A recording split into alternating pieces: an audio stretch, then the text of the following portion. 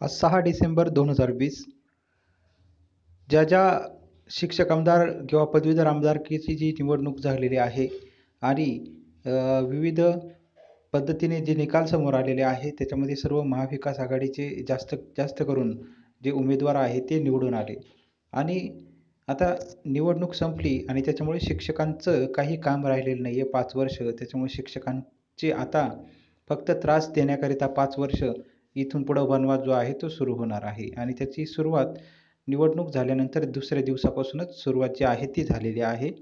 वेतन अनुदान देणार असं निवडणुकीच्या आधी सांगणारी महाविकास आघाडी, निवडणूक झाल्यानंतर दुसऱ्याच दिवशी तपासणीचा शासन निर्णय निर्गमित करते. याच्यावरून महाविकास आघाडीचं शिक्षकांना वेतन अनुदानाचं धोरण जे आहे आणि जे शासन निर्णय निर्गमित करण्यात आलेला आहे, त्याच्यामध्ये स्वेच्छाधिकार हा देखील शब्द वापरण्यात आलेला आहे. त्याच्यामुळं शिक्षकांना वेतन अनुदान द्यायचं की नाही याचा जो अंदाज आहे तो सर्व शिक्षकांना आलेला आहे आणि त्याविषयी याच पक्षातील महाविकास आघाडीचे जे शिक्षक आमदार आहे ते या विरुद्ध जाऊन काय म्हणताय, तर पुन्हा शाळांच्या तपासणीचं घोराळ चालवणे आर्थिक देवघेवीला निमंत्रण देणारे आणि अन्यायकारक असं स्वतः विक्रम काळे यांनी शिक्षक आमदार जे आहे औरंगाबादचे यांनी सांगितलेलं आहे.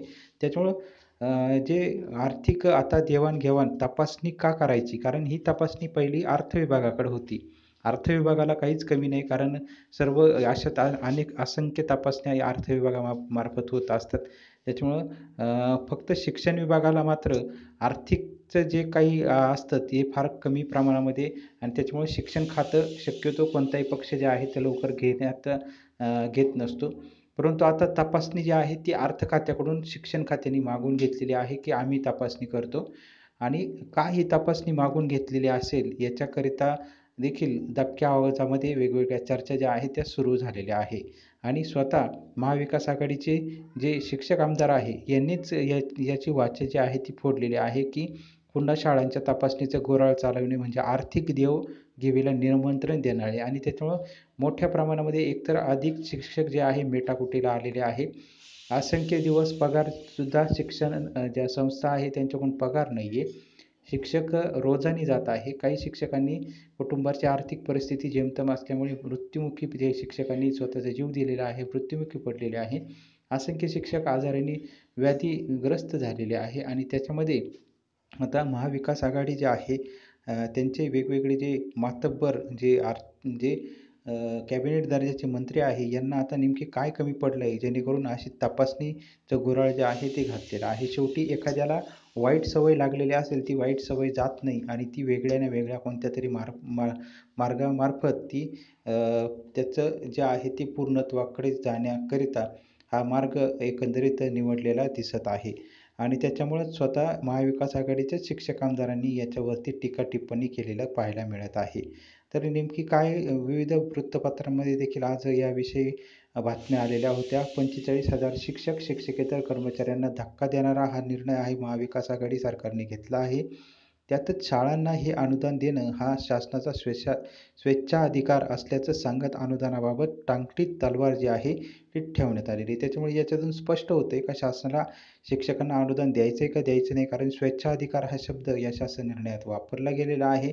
अनुदान केव्हा देणार, तपासणी केव्हा पूर्ण होणार याचं देखील उत्तर जे आहे ते या शासन निर्णयामध्ये नाही आहे. त्याच्यामुळे एकंदरीतच आता निवडणूक झाली त्याच्यामुळे 5 वर्ष शिक्षकांशी काही घेणं-देणं नाही आहे आणि त्याच्यामुळं ज्या शिक्षकांनी आता मतदान जे केलेलं आहे त्यांनी ज्यांना मतदान केलेलं आहे त्यांना त्या शिक्षक आमदार, पदवीधर आमदार यांना जाऊन याविषयी विचारणा होणार का? असा देखील प्रश्न इतर सर्व शिक्षक विचारत आहे.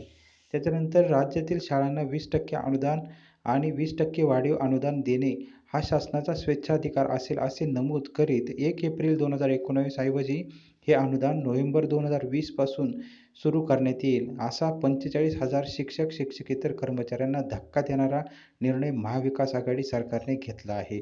त्यातच शाळांना हे अनुदान देणं हा शासनाचा स्वेच्छाधिकार असल्याचे सांगत अनुदानाबाबत टांगती तलवार जी आहे ती ठेवली आहे. त्याच्यामुळं एकदम स्पष्ट आहे अनुदान मिळणार की मिळणार नाही. ज्याप्रमाणे कुत्र्याची शेपटी जेव्हा सरळ होईल त्याच वेळेस शिक्षकांना अनुदान मिळेल असं एकंदरीत चित्र आता महाराष्ट्रामध्ये पाहायला मिळत आहे. नव्या आदेशात म्हटले आहे की शाळा अनुदानास पात्र म्हणून घोषित झाली म्हणजे त्या शाळेस अनुदानाचा अधिकार प्राप्त होत नाही. हे अनुदान देणे हा शासनाचा स्वेच्छाधिकार असून निधीच्या उपलब्धतेनुसार अनुदान देण्याचा निर्णय होईल. राज्याची आर्थिक स्थिती, वेळोवेळी उपलब्ध होणारी आर्थिक संसाधने, राज्याची गरज आणि त्यांचा प्राधान्यक्रम लक्षात घेऊन शासन अनुदानाच्या सूत्रात बदल करेल व ज्या शाळांना अनुदान मंजूर करण्यात आलेलं नाही, त्या शाळांना अनुदान मंजूर करावयाचे असेल त्यावेळेचे अनुदान सूत्र त्यांना लागू राहील, असे गुरुवारच्या आदेशात म्हटलेलं आहे. असा जो हुकुमशाही आदेश जो आहे तो आत्तापर्यंत शिक्षण क्षेत्रामध्ये कधीही पाहिला नव्हता, जो महाविकास आघाडीने शिक्षकांवरती आता लादलेला आहे. अन्यायकारक हा शासन निर्णय आहे आणि त्याची सर्व क्षेत्रातून टीका-टिप्पणी ही होत आहे. त्यामुळे आता नेमके काय होणार हेही येत्या काळामध्ये पाहणं गरजेचं आहे. 20% अनुदान हे 1685 शाळांना आणि 20% वाढीव अनुदान हे 2415 शाळांना देण्याचा हा विषय आहे. त्यांना अनुदान देण्याचा निर्णय तत्कालीन देवेंद्र फडणवीस सरकारने म्हणजेच भाजप सरकारने 28 ऑगस्ट 2019 रोजी घेतला होता. 1 एप्रिल 2019 पासून पूर्वलक्षी प्राथमिक, माध्यमिक आणि उच्च माध्यमिक शाळांना हे वेतन अनुदान दिले जाईल, असे मंत्रिमंडळात म्हटलेले होते. असा चांगला निर्णय जो आहे तो भाजप सरकारकडून, देवेंद्र फडणवीस सरकारकडून आशिष शेलार शिक्षण मंत्री असताना घेण्यात आलेला होता आणि त्यानुसार 13 सप्टेंबर 2019ला जी.आर. काढण्यात आलेला होता. पुरवणी मागण्यांमध्ये या अनुदानासाठी तरतूद केली जाईल असे त्यात स्पष्ट करण्यात आले होते. त्यानंतर नोव्हेंबरमध्ये राज्यात सत्तांतर झाले आणि इथंच शिक्षकांचा जी महाविकास आघाडी आली आणि शिक्षकांच्या खात्यावरचं अनुदान जे आहे ते पळालं. कारण यांनी निवडणुकीच्या आधी भरपूर आश्वासनं दिली होती, आम्ही तुम्हाला 100% अनुदान देऊ. परंतु सत्तांतर झालं आणि रंग दाखवायला सुरुवात जी आहे ती महाविकास आघाडीच्या नेत्यांकडून करण्यात आलेली होती. परंतु याआधी जर भाजप सरकार असतं तर शिक्षकांच्या खात्यावरती निश्चितच आता 40% ते 60% वेतन अनुदान जे आहे ते जमा झालं असतं. कारण तसा शासन निर्णय हा निर्गमित करण्यात आलेला होता आणि येणाऱ्या अधिवेशनामध्ये त्याची आर्थिक तरतूद देखील करण्यात येणार होती. त्याच्यामुळे शिक्षकांना आता पगार जो आहे 20%, 40%, 60% हा पगार आता सध्या शिक्षकांना सुरू असता. परंतु राज्यात सत्तांतर झालं आणि ही नामुष्की जी आहे ती सर्व शिक्षकांवरती उडवली गेलेली आहे आणि आता ही पीडा केव्हा टळेल याच्याविषयी कोणत्याही शिक्षकांना माहिती नाही. फेब्रुवारी 2020च्या विधिमंडळ अधिवेशनात अनुदानासाठी पुरवणी मागण्यांमध्ये आघाडी सरकारने तरतुदी केली. म्हणजे या सरकारने आल्यानंतर सुरुवात जी आहे ती खूप चांगल्या पद्धतीने केली होती. त्याच्यामुळे शिक्षकांना एक आधार वाटला होता की महाविकास आघाडी अत्यंत चांगल्या पद्धतीने निर्णय घेत आहे शिक्षकांच्या दृष्टीने. कारण फेब्रुवारीमध्ये महाविकास आघाडीकडून हा निर्णय जो आहे वेतन अनुदानाचा तो घेण्यात आलेला होता. तोपर्यंत सर्व गोष्टी ज्या आहेत त्या अत्यंत चांगल्या चालू होत्या. अनुदानासंदर्भात 6 मंत्र्यांची एक उपसमिती स्थापन करण्यात आलेली होती.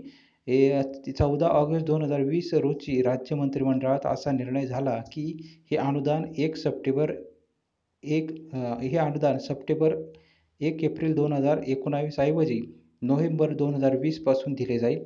या निर्णयानुसार आपल्याला अनुदान मिळणार अशी आशा हजारो कर्मचाऱ्यांमध्ये पल्लवित झालेली असताना शालेय शिक्षण विभागाने शुक्रवारी काढलेल्या आदेशात हे अनुदान सरसकट सर्व शाळांना दिले जाणार नाही, तर तो सरकारचा स्वेच्छाधिकार असल्याचं सांगत फार मोठा धक्का जो आहे तो शिक्षण विभागाने दिलेला आहे. आणि त्याच्यामुळं यामागे नेमकी कोण आहे, हा शासन निर्णय काढण्यामागे स्वतः शिक्षण मंत्री आहे का इतर महाविकास आघाडीचे कॅबिनेट मंत्री आहे, कोणता मंत्री याच्यामागे आहे, कोणाच्या मुलाला तिकीट मिळालं नाही म्हणून ही नाराजी आहे की काय, असे असंख्य सवाल जे आहेत ते या निमित्ताने समोर येत आहे की शिक्षक आमदार पदवीधर आमदाराचं निवडणूक झाली त्याच्यामुळे शिक्षकांची काही गरज नाही आता. त्याच्यामुळं हे सर्व असे शासन निर्णय निर्गमित करण्यात आलेले आहे. हा प्रश्न सर्व शिक्षकांना आता पडलेला आहे. त्याचसोबत जिल्हास्तरीय समिती, विभागीय समिती, शिक्षण संचालक कार्यालय पुणे आणि मंत्रालय अशा 4 ठिकाणी तपासणी करून अनुदानास पात्र शाळांची नावे निश्चित करण्यात आली होती. तर ही नव्याने तपासणी केली जाणार आहे. 20% वाढीव अनुदान मिळणार असलेल्या शाळांना पूर्वीचे 20% अनुदान हे 2016 पासून मिळत आहे. मग त्यांची तपासणी पुन्हा करण्याची गरज काय? असा सवाल शिक्षक व शिक्षक संस्थाचालकांनी केलेला आहे. आणि आता महाविकास आघाडीतीलच मंत्री स्वतः म्हणत आहे, जे शिक्षक आमदार आहे हे स्वतः महाविकास आघाडीतील म्हणत आहे की हे आर्थिक देवाणघेवाणीकरिता निमंत्रण देण्यात आलेलं आहे. म्हणजे एकंदरीत शिक्षकांची एकतर अत्यंत जेमतेम परिस्थिती आहे आणि त्याच्यामुळे ही सर्व परिस्थिती फक्त आर्थिककरिता चालू आहे की काय? असा सवाल उपस्थित करून शिक्षकांमध्ये आणखी संभ्रम जो आहे तो करण्यात आलेला आहे आणि यातला सुरुवात स्वतः महाविकास आघाडीचे शिक्षक आमदारांकडूनच करण्यात आलेली आहे. राज्याची आर्थिक परिस्थिती बिकट, शाळा आता याविषयी स्वतः वर्षाताई गायकवाड यांनी काय मत मांडलेलं आहे, तेही आपण बघणार आहोत. राज्याची आर्थिक परिस्थिती बिकट, शाळांची पुन्हा तपासणी केल्यामुळे आधीच्या कोणत्याही शाळा अपात्र ठरणार नाहीत. उलट नवीन काही शाळा पात्र ठरतील. कोरोनाच्या लॉकडाऊनमुळे राज्याची आर्थिक परिस्थिती बिकट आहे. त्यामुळे नोव्हेंबर 2020 पासून अनुदान देण्याचा निर्णय घेण्यात आला आहे. वर्षाताई गायकवाड शालेय शिक्षण मंत्री. आता याच्यामध्ये सांगण्यात आलेलं आहे का नवीन शाळा पात्र ठरतील. आता नवीन शाळा जर यांना पात्र ठरवायच्या असत्या तर त्याच्याकरिता सेपरेट शासन निर्णय जो आहे तो निर्गमित करता आला असता. त्याच्याकरिता तपासणीची काय गरज आहे? ज्यांच्या आधी तपासण्या ज्यांच्या झालेल्या आहे त्यांच्या पुनर्तपासणी करायची काय गरज आहे? तुम्हाला वेतन अनुदान जर द्यायचंच होतं 1 नोव्हेंबर 2020 पासून तर त्यांना तुम्ही तपासणी का करायला लावली? तुम्हाला वेतन अनुदानच जर द्यायचं होतं तर डायरेक्ट आता वेतन अनुदान सुरू करण्याचे आदेश जे आहे ते निर्गमित करण्यात आले असते. परंतु तुम्हाला वेतन अनुदान द्यायचं नाही आहे. याच्यामुळे या तपासण्या तुम्ही फक्त शिक्षकांना बोटावरती खेळवण्यामुळे, शिक्षकांना त्रास देण्यामुळे हे सर्व चालू आहे की काय? असा प्रश्न सर्वसामान्य शिक्षकांमधून उपस्थित होत आहे. त्याचसोबत जे दुसरे शिक्षक आमदार आहे नागपूरचे ना.गो. गाणार यांची देखील प्रतिक्रिया या ठिकाणी आलेली आहे. तर अनुदान देण्याचा निर्णय आधीच झालेला असताना स्वेच्छाधिकार वापरण्याची राज्यातील विद्यमान महाविकास आघाडी सरकारला गरज काय? शाळांना दिल्या जात असलेल्या अनुदानाबाबत टाळाटाळ करण्याचा हा प्रकार आहे. अनुदानास पात्र शाळांची पुन्हा तपासणी करणे हे देखील अन्यायकारक आहे, असं स्वतः शिक्षक आमदार जे आहे नागपूरचे ना.गो. गाणार हे म्हणत आहे. आणि सर्वात महत्त्वाचं जे महाविकास आघाडीचाच एक भाग असलेले औरंगाबादचे शिक्षक आमदार विक्रम काळे स्वतः यांनी वेगवेगळ्या पत्रांसोबत बोलताना माहिती दिली आहे की शासनाच्या निर्णयाने शिक्षकेतर कर्मचाऱ्यांचे 18 महिन्यांचे नुकसान झालेले आहे. हे स्वतः महाविकास आघाडीतील मंत्री म्हणत आहे. 4 चाळण्यांमधून शाळा अनुदानास पात्र ठरलेल्या असताना आता पुन्हा शाळांच्या तपासणीचं गुऱ्हाळ चालवणे आर्थिक देवघेवीला निमंत्रण देणारे आणि अन्यायकारक हे स्वतः महाविकास आघाडीचे मंत्री म्हणत आहे. त्याच्यामुळं आता याविषयी सर्वसामान्य शिक्षकांनी काय मत प्रकट करावे हा देखील प्रश्न उपस्थित झालेला आहे.